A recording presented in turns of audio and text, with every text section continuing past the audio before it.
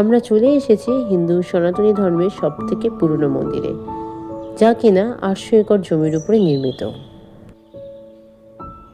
সকাল সকাল শিয়ালদা থেকে কৃষ্ণনগর লোকাল ধরে আমরা পৌঁছে গিয়েছিলাম কৃষ্ণনগর স্টেশনে।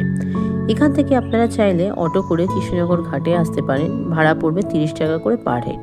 সেখান থেকে মাত্র ৩ টাকা দিয়ে নৌকা পার হয়ে মায়াপুর ঘাটে পৌঁছাবেন এবং মায়াপুর ঘাট থেকে মন্দির পৌঁছাতে মাত্র ১০ টাকা করে পার হেড লাগে। অনেক টোটো আপনাকে কৃষ্ণনগর স্টেশন থেকেই বলবে ডাইরেক্ট মন্দিরে পৌঁছে দেওয়ার জন্য, তাতে করে ভাড়া পড়বে ১০০ টাকা করে পার হেড। গেট দিয়ে ঢুকতেই প্রথমে মহাপ্রসাদের কাউন্টার দেখতে পাওয়া যায়। এখানে ৮০ টাকা এবং ৫০ টাকার কুপনও পাওয়া যাচ্ছে। আপনাদের যেটা ভালো লাগবে আপনারা নিতে পারেন। এই মন্দির নির্মাণ করেছিলেন শ্রীল প্রভুপাদ। ওনার উদ্দেশ্যই ছিল কৃষ্ণ নাম প্রচার করা এবং সমগ্র জাতির মানুষকে একত্রিত করা। আমরা পুরনো মন্দিরে প্রভুর দর্শন করে নতুন মন্দিরে দর্শন করতে গিয়েছিলাম, কিন্তু সেখানে দেখার তেমন কিছুই নেই। এই মন্দিরের প্রবেশ মূল্য ৫০ টাকা মাথা পিছু। এরপর আমরা গোশালা দর্শনের জন্য গিয়েছিলাম। এখানে আপনি হেঁটেও যেতে পারেন, আবার গরুর গাড়িতেও যেতে পারেন। ভাড়া ১০ টাকা মাথা পিছু।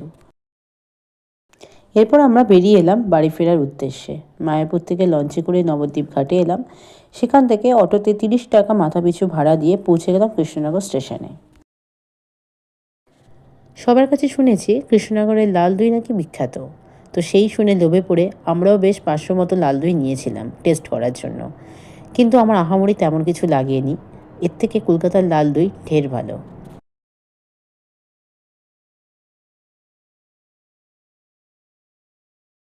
আজকের ব্লগটি এখানেই শেষ করলাম। দেখা হচ্ছে আবার আগামী ব্লগে।